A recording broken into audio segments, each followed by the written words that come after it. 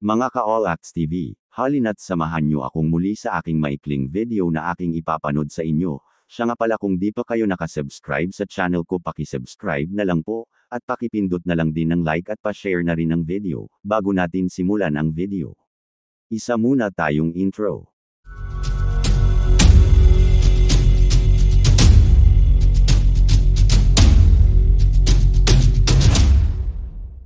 Maraming salamat at bumalik kayo sa channel ko, kaya hindi ko napatatagalin pa ang inyong paghihintay. Simulan na natin agad mga ka-All-Acts TV ang video, para mapanood na rin ninyo. Enjoy while watching. Ito ating tunghayan ng paradang sumasagisag sa ebolusyon ng isang malayang bansang Pilipinas bilang pagpapahalaga at pagbibigay parangal sa dakilang araw na ito na may paksang diwang kalayaan, kinabukasan, kasaysayan. Narito po ang mga tagapangalaga ng bansa, naglilingkod sa iba't ibang larangan, isinasanggalang ang bansa sa anumang pagbabanta. Sila na nagtataglay ng katapangan at kagitingan, patuloy na nakikipaglaban para sa kapayapaan at kalayaan na ating tinatamasa. Maasahan sila sa panahon ng pangangailangan sa anumang larangan, saan man at kailanman. Bumubungad po ang parada na kinabibilangan ng mga kawal Pilipino, mga kasapi ng sandatahang lakas. Pinangungunahan ito ni Major General Domingo Bigo Buay, Commander ng Installation Management Command Philippine Army. Ang kanyang kalupunan, Colonels Domingo Mischola Jr., Rustico Villanueva, Sadiri Tabutol, Rick Michael Baring, at Captains Boyd Amorado at Jonathan Salvilla.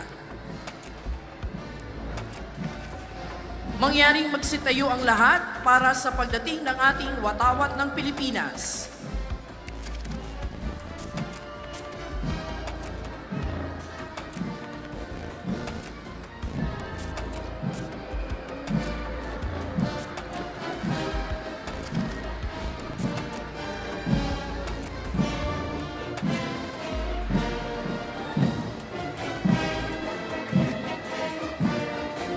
Maaari na pong magsiyupo ang lahat. Sumusunod ang pinagsamang banda ng sandatahang lakas ng Pilipinas na pinamumunuan ni Major Peterson de Vera. Ang unang brigada sa kasuotang gala ay nasa pamuno ni Brigadier General Ronnie Petinglay. Ang kanyang kalupunan, Lieutenant Colonels Renato Capili, Lester Sinlao, Alan Silyakay, at Commanders Joey Plan at Mark Buhion. Nasa ating harapan ang batalyon ng Corps ng mga kadete ng Sandatahang Lakas ng Pilipinas na pinamumunuan ni John Christopher Montanya. Mula sa prestihiyosong Akademya Militar sa Bansa o Philippine Military Academy, ang mga ginoo at binibining ito ang mamamahala sa iba't ibang sangay ng ating Sandatahang Lakas. Naririto ang mga kadete ng Philippine Merchant Marine Academy o PMMA na pinangungunahan ni Midshipman First Class Julian Cesar de la Cruz. Ang PMMA ay isang institusyon sa pangmataasang edukasyon sa larangan ng naval na pinangangasiwaan ng ating pamahalaan. Ang mga kadete rito ay tinaguriang midshipmen at ang mga nagtatapos mula rito ay nakokomisyon bilang ensign sa laang pwersa ng Philippine Navy. Ang talupad ng ating mga kawal ng Philippine Army sa pamumuno ni Lieutenant Colonel Jeffrey Mamuya, laging nakahandang maglingkod ng Philippine Army sa iba't ibang pamamaraan habang sinisiguro ang kalupaang teritorial. Isinusulong ang kaalaman sa pamamagitan ng Armed Military Sea Patrol System at iniaangat ang antas ng kabuhayan ng ating mga kababayan. Bitiin itong maging world-class, multi-ready at cross-domain capable sa taong 2040. Narito ang talupad ng mga kawal ng Philippine Navy sa pangunguna ni Commander Jojit Siscar. Ang Philippine Navy ang siyang nangungunang tagapagtanggol at tagapangalaga ng ating nasa sakupang dagat. Nagsasagwa ng mercy missions, rescue at relief operations sa panahon ng kalamidad at kabilang na rin ang pangangalaga sa yamang dagat at kapaligiran nito. Nasa ating harapan ang talupad ng mga kawal ng Philippine Air Force na pinangungunahan ni Lieutenant Colonel Leoncio Sirunay III. Sila ang tinaguriang mga anghel na mapaglingaw, tagabantay ng ating himpapawid, sumusuporta para sa tactical air support at mobility para sa mga tauhan at kagamitan ng ating sandatahang lakas.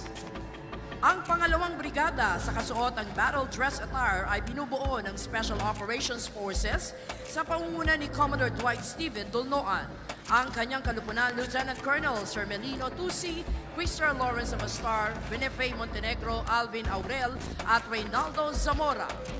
Narito po ang talupag ng Scout Ranger at Special Forces ng Philippine Army sa pamumuno ni Lieutenant Colonel Belmore Manawis. Sila po ang mga individual na nakaaangat ang kasanayan at sinusuong ang operasyong tulad ng Small Unit Operations mula reconnaissance, intelligence, demolitions, gayon din ang jungle warfare and conventional warfare at mga operasyong kontra-terorismo.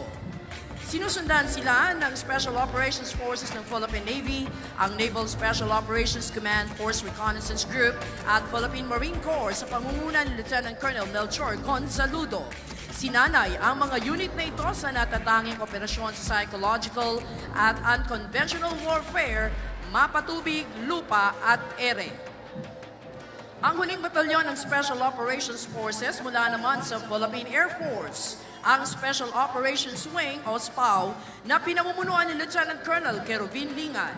Nakatuon ang SPAW sa mga operasyong espesyal upang maipagtanggol ang mga base at instalasyon ng Air Force at nagsasagawa ng iba pang mga kaukulang dagdag operasyon. Sumusunod po ang mga tagapagpatupad ng batas at nagpapanatili ng kapayapaan at kaayusan at nagsisiguro ng kaligtasan ng ating mamamayan at mga komunidad. Ang hanay ng ating pambansang pulisya ng Pilipinas sa pamumuno ni Police Brigadier General Nestor Babagay Jr., ang kanyang kalupunan, Police Colonels Joel Kasupanan, Victorio de la Peña Jr., Joel Bari Azdani, Lucrecio Rodriguez Jr. at Job de Mesa. Narito po ang mga kadete naman sa kilalang Philippine National Police Academy. Hinuhubog ang mga karakter ng mga kadeteng ito upang mamuno sa hinaharap ng nananaig ang paglilingkod, karangalan at hustisya, gayon din bilang makadiyos, responsable at respetadong mga public safety officer. Kasunod ang Special Action Force na kilalang pangunahing maneuver unit ng kapulisan na nakatuon sa rapid deployment saan mang lugar sa bansa, partikular sa mga sitwasyong may pambansa at internasyonal na implikasyon sa larangan ng kontra-terorismo, kontra-insurhensya, hostage rescue, civil disturbance management, search and rescue at iba pang espesyal na operasyon. Nariyan din po ang PNP Aviation Security Group, isang special operations unit sa pangunguna ni Police Captain Ernesto Frogoso Jr. Kabilang din po sa hanay ng ating kapulisan ng Mobile Force, Battalion, SWAT at Highway Patrol Group na dinaguriang The Guardians of the Highway. Narito rin ang PNP Search and Rescue, Forensic Group at Civil Disturbance Management. Isinusulong ng ating kapulisan ng pangarapin o bisyon na maging isang ahensya ng mga lingkod bayan na may kakayanan, epektibo at mapagkakatiwalaang pulisya sa pakikipagtulungan sa mga komunidad tungo sa pagtatamo ng tahimik, maayos at ligtas na kapaligiran upang pamuhayan at ganapan ng kalakalan. Isa naman po sa ating pangunahing tagapangalaga at tagapagtaguyod ng kaligtasan, kalinisan at seguridad sa ating karagatan at yamang dagat, ang Philippine Coast Guard na pinamumunuan ni Coast Guard Commodore Eduardo de Luna Jr. Ang kanyang kalupunan, Coast Guard Captain Sector Rapin Michael Andag, Oliver Tanseco, Coast Guard Commanders Alberto Ferre, Alexander Corpus at Richard Cura. Ang unang batalyon ay nasa pamumuno ni Coast Guard Commander Arvin Liwane. Pinalakas sa Republic Act 9993 o Philippine Coast Guard Law ang PCG bilang ganap na Uniformed and Armed Service attached to the Department of Transportation and Communications. Ang pangalawang batalyon, pinamumunuan ni Coast Guard Lieutenant Commander Paul Ives Kakanindin.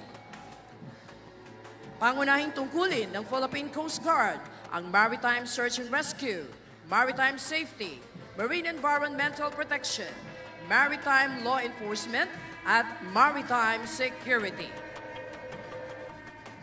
Sumusunod po ang mga kinutawan ng Bureau of Fire Protection sa pamuno ni Fire Chief Superintendent Junito Maslang, ang kanyang kalupunan, Fire Senior Superintendents Florian Guerrero, Douglas Guiap, Aristotel Banyaga, Eugene Briones at Menandro Bastian. Ang unang batalyon ay pinamumunuan ni Fire Superintendent Jeffrey Atienza.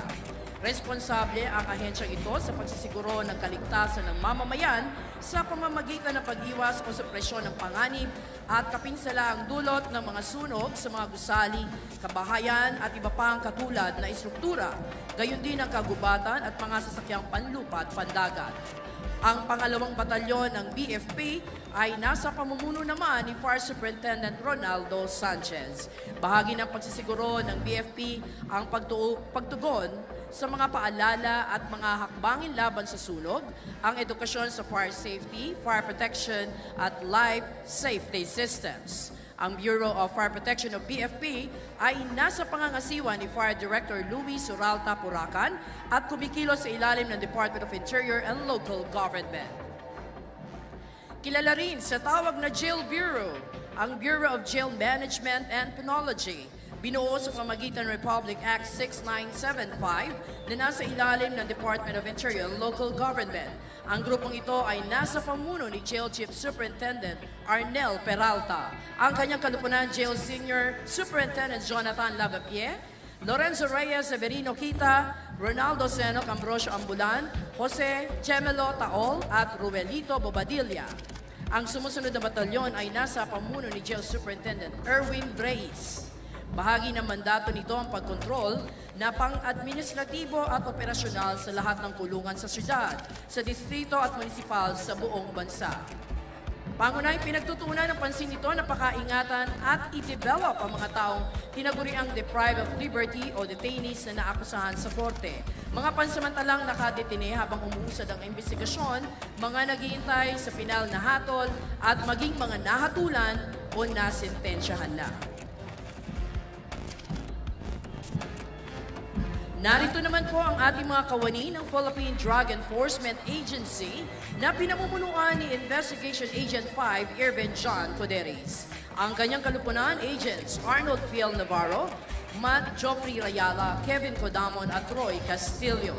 Nariyan din po ang kanilang mga commanders na sina Agent Alfredo Santiago Jr., Gregor Bugalin at Raymond Paglikawan. Kinakatawan ng mga profesional na tagapagpatupad ng batas laban sa iligal na droga, ang Philippine Drug Enforcement Agency ay nagsisilbing tagapagtanggol ng bansa laban sa ipinagpabawal na gamot. Ang mga kawini ng PIDEA ay pawang nagtapos sa PIDEA Academy. Sa loob ng 22 taon, ang PIDEA ay nangunguna sa pagpapatupad ng komprehensibong kampanya laban sa iligal na droga sa pamamagitan ng mga programa naglalayo na mapaiwas ang tao sa droga, mapalayo ang droga sa kanila at mareforma ang mga nabiktima ng iligal na droga.